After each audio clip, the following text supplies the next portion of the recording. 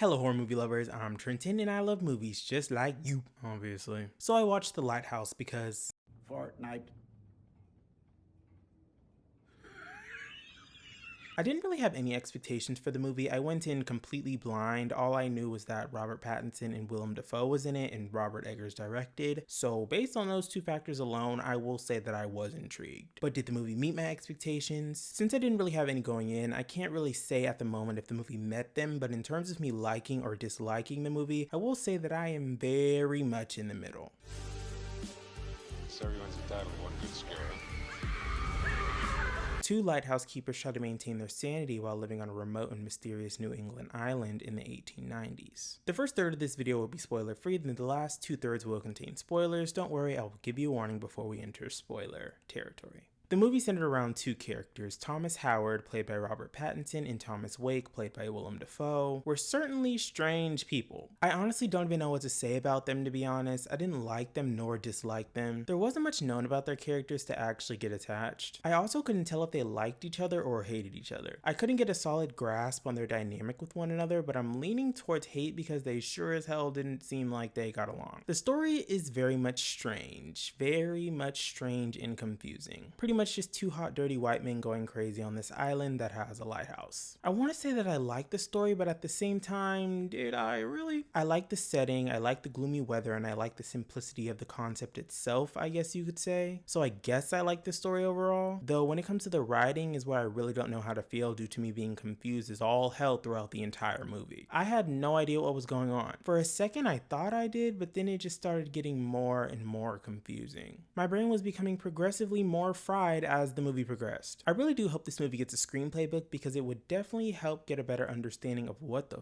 was going on. The cinematography was amazing, of course. The movie is absolutely gorgeous. That's one aspect that I knew the movie would have going in. I mean, Robert Eggers is such a good period piece director, and the technical aspects of his movies are always one of, if not the biggest highlight. Honestly, that aspect alone is one of the only reasons I could see myself rewatching the movie, because of how visually stunning the movie is. If there ends up not being a screenplay book to get a better understanding of the story in the future. The effects were great, predominantly practical, with a certain minor recurring element throughout the movie that looks very, convincing, as well as other moments that are practical and realistic as well. There are a couple VFX moments that I did notice on my first watch, but it honestly wasn't too distracting. The tone is kind of all over the place. I wouldn't necessarily say it's lighthearted, but there are rest periods between the strange moments that are somewhat lighthearted. But other than those moments, the movie is pretty dark for the most part, I guess. The pacing is extremely slow. I felt every second of this movie. To be honest, the runtime is the only real negative I have for the movie. The movie's only around an hour 45 minutes, but the obscure, confusing art house nature makes the movie feel way longer than it actually is. And I'm not even gonna lie, I was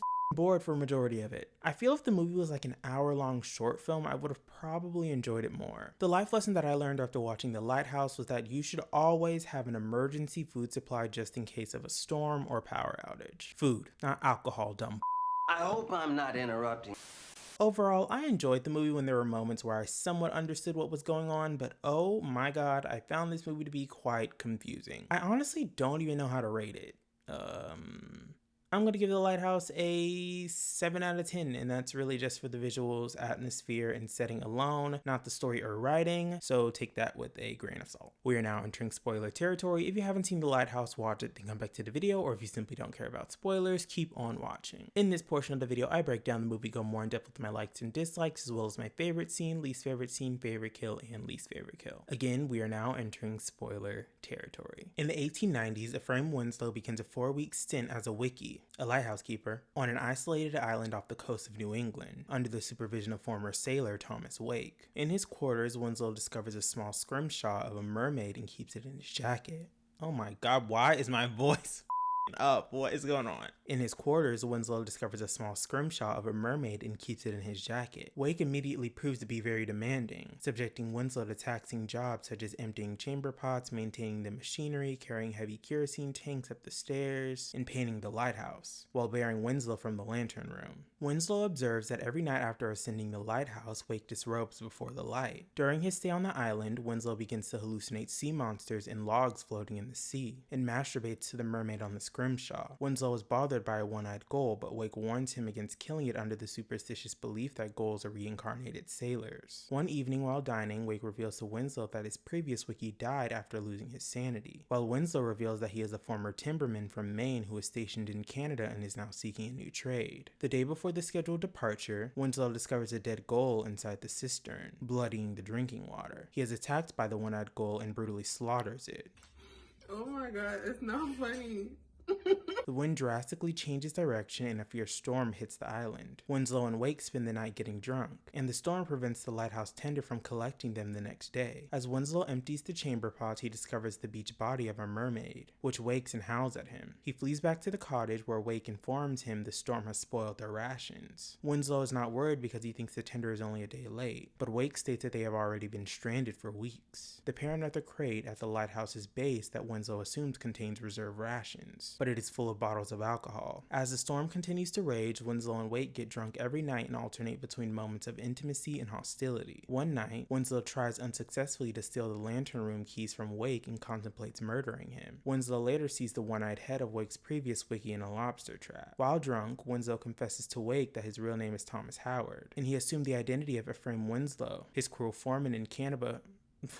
And he assumed the identity of Ephraim Winslow, his cruel foreman in Canada whom he deliberately allowed to drown. Howard has a menacing vision of Wake accusing Howard of spilling his beans and runs to the dory to try to leave the island, but Wake appears and destroys the boat with an axe. After chasing Howard back to their lodgings, Wake claims it was Howard who chased him and hacked up the dory, as Howard was driven mad by his confession. With no alcohol left, Howard and Wake begin drinking a concoction of turpentine and honey, and that night a giant wave crashes through the wall of their cottage. In the morning, Howard finds Wake's logbook, in which Wake has criticized him as a drunken and incompetent employee and recommended he be sacked without pay. The two men argue and Howard attacks Wake while hallucinating the mermaid, the real Winslow, and Wake as a Proteus-like figure. Howard beats Wake into submission and takes him to the hole at the base of the lighthouse to bury him alive. Before losing consciousness, Wake describes a Promethean punishment that awaits those who look in the lantern, and Howard takes the keys to the lantern room. Howard goes to get a cigarette and Wake returns and strikes him with the axe. Howard disarms Wake and murders him before ascending the lighthouse. In the lantern room, the Fresnel lens opens to Howard, who reaches in and violently screams in distortion before falling down the lighthouse steps. Sometime later, a barely alive Howard lies nude on the rocks with a damaged eye as a flock of gulls peck at his exposed organs. Then the movie ends. I know I'm not the only one that was confused throughout the majority of the movie. Like, I understand the whole don't kill the gulls role, Robert Pattinson's character doing it anyways, and both of them fully going crazy, but I just didn't understand what was real and what wasn't, which I guess is the entire point. I know the whole mermaid scene wasn't real and the tentacle scenes weren't real, I don't think, but I kind of wish there were more tentacle scenes. A part of me wants to say it was an homage to Lovecraftian horror, but every time I see freakishly large tentacles and the deep ocean, Lovecraftian horror is just the first thing that comes to mind. A part of me was really thinking that Cthulhu was terrorizing these guys, making them go insane, then would have a grand reveal in the third act and or ending of the movie. To be honest, I would have preferred that over them just hallucinating freakishly large tentacles. I did enjoy the ending of the movie though. I'm such a sucker for bleak endings, but still was confused on how exactly Robert Pattinson's character got into that predicament, naked, getting attacked and eaten by gulls. I understand the symbolism. Oh, he killed a gull earlier in the film, now he's being killed by gulls, but I don't know. It very much still felt random like the rest of the movie. I can talk forever about how beautiful the movie looks. Ugh.